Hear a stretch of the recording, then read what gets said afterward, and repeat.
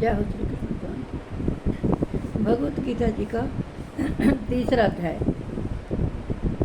भगवान श्री कृष्ण जी कहते हैं, संपूर्ण प्राणी अन्न से उत्पन्न होते हैं। अन्न की उत्पत्ति वृष्टि से होती है, वृष्टि यज्ञ से होती है और यज्ञ विहित कर्मों से उत्पन्न होने वाला है। कर्म समुदाय को तू वेद से उत्पन्न जान और वेद को अविनाशी परमात्मा से उत्पन्न हुआ जान। इससे सिद्ध होता है कि सर्वव्यापी परम अक्षर परमात्मा सदा ही यज्ञ में प्रतिष्ठित है। अब इससे आगे श्री कृष्ण भगवान कहते हैं, हे पार्थ, जो पुरुष इस लोक में इस प्रकार परंपरा से प्रचलित सृष्टि चक्र के अनुकूल नहीं बरतता, अर्थात अपने कर्तव्य का पालन नहीं करता, वह इंद्रियों के द्वारा भोगों में रमण करने वाला पाप आयु पुरुष व्यर्थ ही जीता है। परंतु जो मनुष्य आत्मा में ही रमण करने वाले, आत्मा में ही तृप्त और आत्मा में ही संतुष्ट हो, उसके लिए कोई भी कर्तव्य नहीं है। उस महापुरुष का, श्री कृष्ण भगवान कहते हैं, उस महापुरुष का इस विषय में ना तो कर्म करने में कोई प्रयोजन रहता है और ना कर्मों के ना करने से ही कोई प्रयोजन रहता है, तथा संपूर्ण प्राणियों में भी इसका किंचित मात्र भी स्वार्थ का संबंध नहीं रहता। इसलिए तो निरंतर आसक्ति से रहित होकर सदा कर्तव्य कर्म को भली भांति करता रहे, क्योंकि आसक्ति से रहित होकर कर्म करता हुआ मनुष्य परमात्मा को प्राप्त हो जाता है।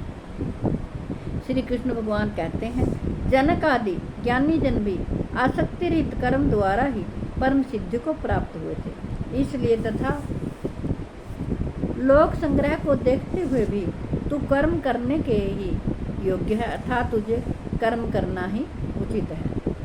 श्री कृष्ण भगवान कहते हैं, श्रेष्ठ पुरुष जो आचरण करता है, अन्य पुरुष भी वैसा वैसा ही आचरण करते हैं। वह जो कुछ प्रमाण कर देता है, समस्त मनुष्य समुदाय उसी के अनुसार बरतने लग जाता है। हे अर्जुन, मुझे इन तीनों लोकों में ना तो कुछ कर्तव्य है और ना कोई भी प्राप्त करने योग्य वस्तु अप्राप्त है, तो भी मैं कर्म में ही बरतता हूँ।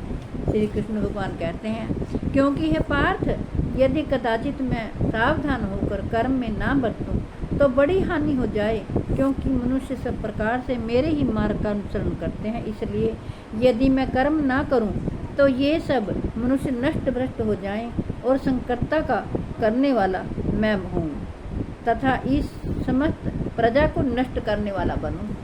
प्रभु कहते हैं, हे भारत, कर्म में आसक्त हुए अज्ञानी जन जिस प्रकार कर्म करते हैं, आसक्ति रहित विद्वान भी लोक संग्रह करना चाहता हुआ उसी प्रकार कर्म करे।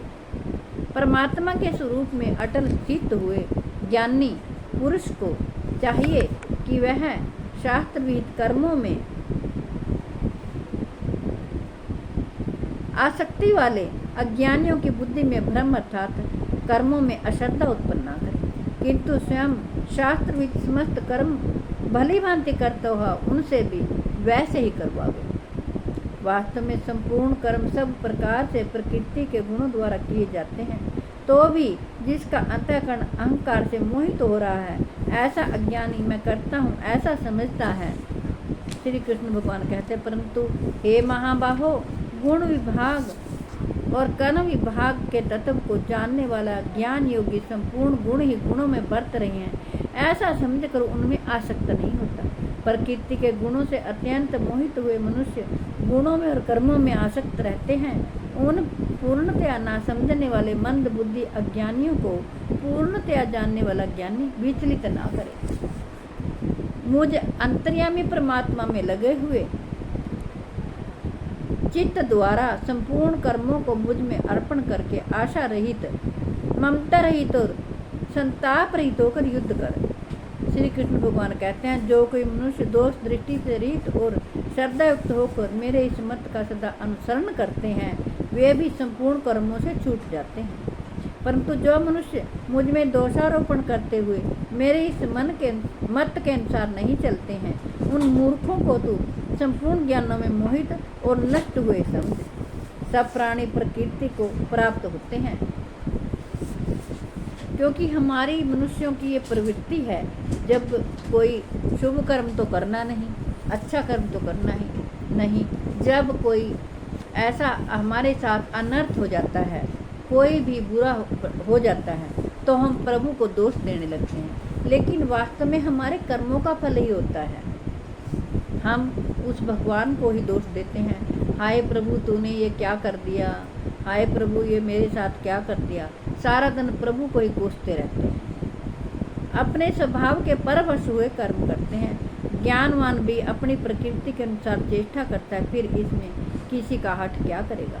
इंद्रिय के अर्थ में अर्थात प्रत्येक इंद्रिय के विषय में राग और द्वेष छिपे हुए स्थित हैं।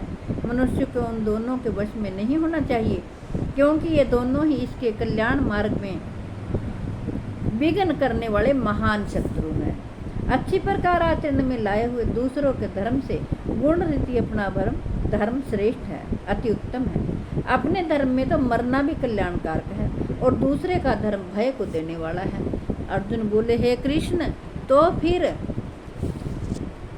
यह मनुष्य स्वयं ना चाहता हुआ भी बलात् लगाए हुए की भांति किस से प्रेरित होकर पाप का आचरण करता है। प्रभु कहते हैं, श्री कृष्ण भगवान कहते हैं, रजोगुण से उत्पन्न हुआ यह काम ही क्रोध है। यह भूत खाने वाला अर्थात भोगों से कभी न अघाने वाला और बड़ा पापी है। इसको ही तू इस विषय में बैरी जान। जिस प्रकार धुएं से, अग्नि और मैल से दर्पण ढका रहता है तथा जिस प्रकार जेल से गर्भ ढका रहता है, वैसे ही इस काम के द्वारा यह ज्ञान ढका रहता है। और है अर्जुन, इस अग्नि के समान कभी न पूर्ण होने वाले काम रूप ज्ञानियों के नित्य बैरी के द्वारा मनुष्य का ज्ञान ढका हुआ है। इंद्रियां, मन और बुद्धि ये सब इसके वास स्थान कहे गए हैं।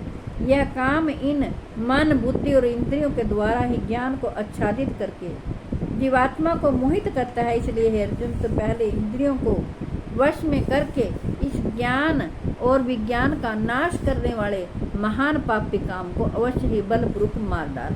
इंद्रियों को स्थूल शरीर से पर यानी श्रेष्ठ, बलवान और सूक्ष्म कहते हैं।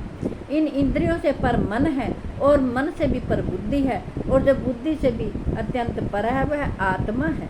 इस प्रकार बुद्धि से पर अर्थात सूक्ष्म, बलवान और अत्यंत श्रेष्ठ आत्मा को जानकर और बुद्धि के द्वारा मन को वश में करके, हे महाबाहो, तो इस काम रूप दुर्जय शत्रु को मार डाल। जय हो श्री कृष्ण भगवान। हे कृष्ण गोविंद हरे मुरारे, हे नाथ नारायण वासुदेवाय। मैंने आपको भगवत गीता जी के 3रे अध्याय का पाठ सुनाया है।